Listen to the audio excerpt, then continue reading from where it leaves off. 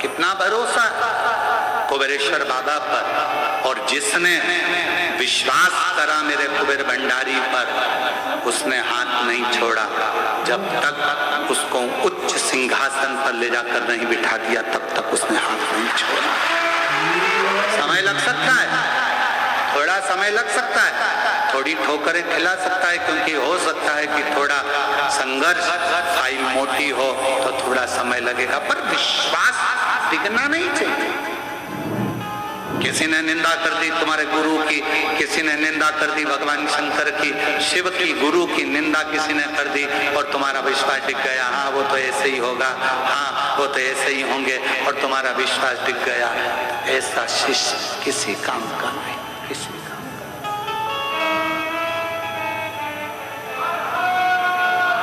भरोसा, एक विश्वास दृढ़। मुक्ति 3 कदम दूर है, केवल 3 कदम।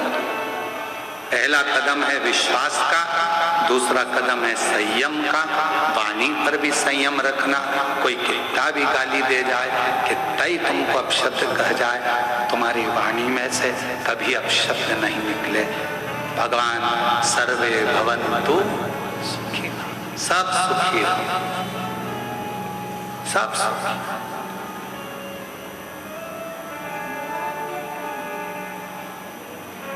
सब सुखी। और उसकी कृपा जब होती है, करुणा जब होती है, तो वो खाली नहीं छोड़ती, खाली नहीं छोड़ती। कितना सुंदर वृत्तांत है। द्रौपदी भारी सभा में उसका केश खींच कर लाया गया था। पति 5 बैठे हैं, 5 कितना, 5 पति बैठे हैं।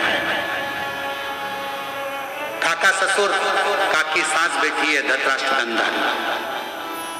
सभा लगी है, भीष्म पितामह बैठे हैं, गुरु द्रोणाचार्य बैठे हैं, पूरी सभा लगी पड़ी हुई है, पूरी सभा।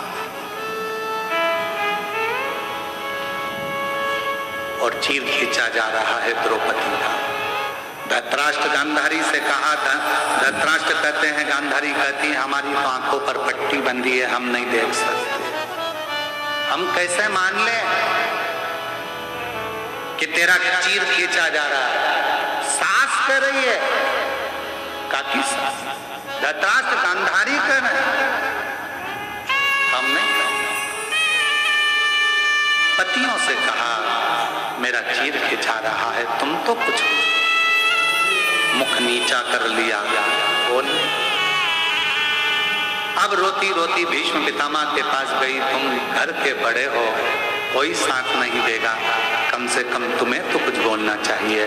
भीष्म पितामह ने भी कुछ कहा, मैंने दुर्योधन के घर का अन्न खाया, जैसा खाया अन्न वैसा हो गया मन, जैसा पिया पानी वैसी हो गई वाणी, और जैसा पिया दूध वैसा बन गया बुद्ध। बुद्धि कैसे बनती है? दूध से।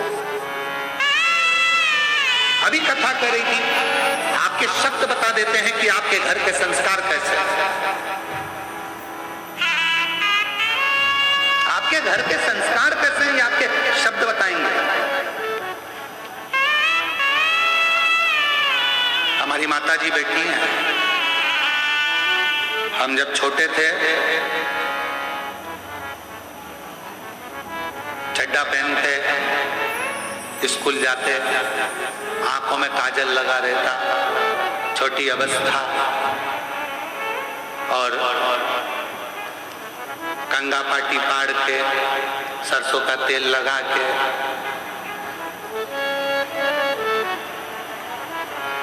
काय अम्मा सही है, और कंगा पाटी पाड़ के और सरसों का तेल लगा के, और बैग में एक तो कुछ था नहीं, तो पन्नी में किताबें रख कर, और पन्नी मतलब वो जो खजूर आती है, पिन खजूर आती है बोरी के अंदर, वो बोरी, पिन खजूर की बोरी जब खाली हो जाती थी तो उसको धो के उसमें किताब रखकर उसमें बत्ती लगाकर माँ पीछे टांग कर, हमने देखा हमारी माता भोजन भी बनाती थी या कोई कार्य भी करती थी, साड़ी में पीकों में फाल भी करती थी, तो रामायण का पाठ करती जाती थी और भगवान का नाम लेकर गुनगुनाते थे। संस्कार, वो संस्कार शायद उनके संतानों में वो सीखे। मां प्रथम गुरु होती है। आप अगर रामायण लेकर बैठे हो, आप अगर गीता लेकर बैठे हो, आप अगर पुराण लेकर बैठे हो, तो तुम्हारी औलाद भी एक दिन सीहोर वाला महाराज जिस व्यासपीठ पर बैठा है, तुम्हारी औलाद भी वहां जरूर बैठेगी।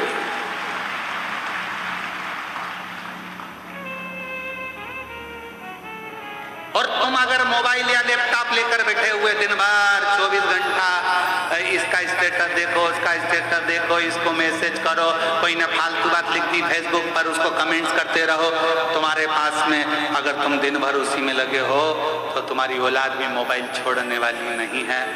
उससे दूरी बनाने के लिए तुम्हें अपने बच्चों को अगर विद्वान बनाना है तो थोड़ी विद्वत्ता अपने साथ रखना पड़ेगी।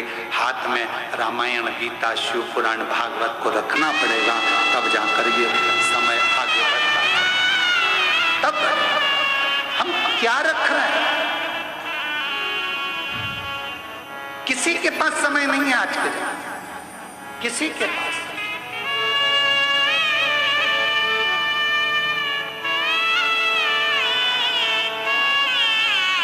आज का जमाना बड़ा विचित्र हो गया। तुम्हारे बच्चे दूसरे पाल रहे हैं और तुम कुत्ते के बच्चे को पाल रहे हो। बड़ा विचित्र जमाना।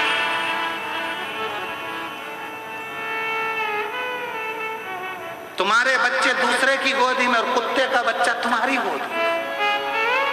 बड़ा विचित्र जमाना।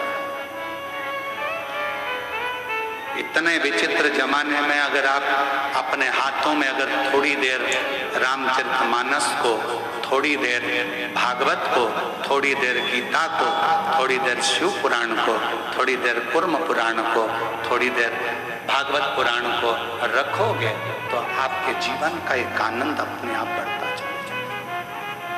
अपने आप एक शक्ति, एक बल।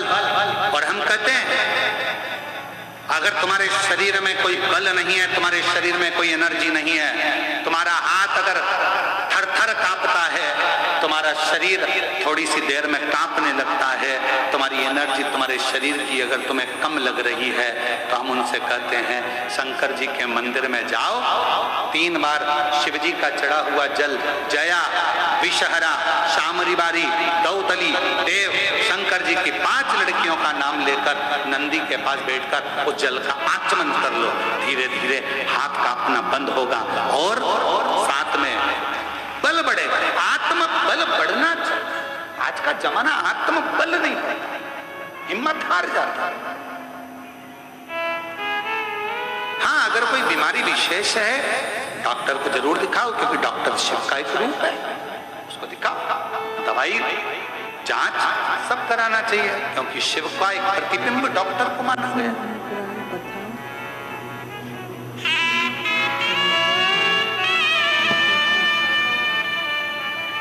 थोड़ा सा समर्पण शिव के प्रति रखिए। शिव,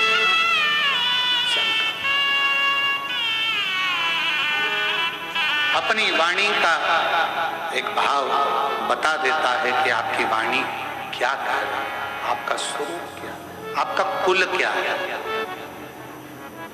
क्या। और लिखन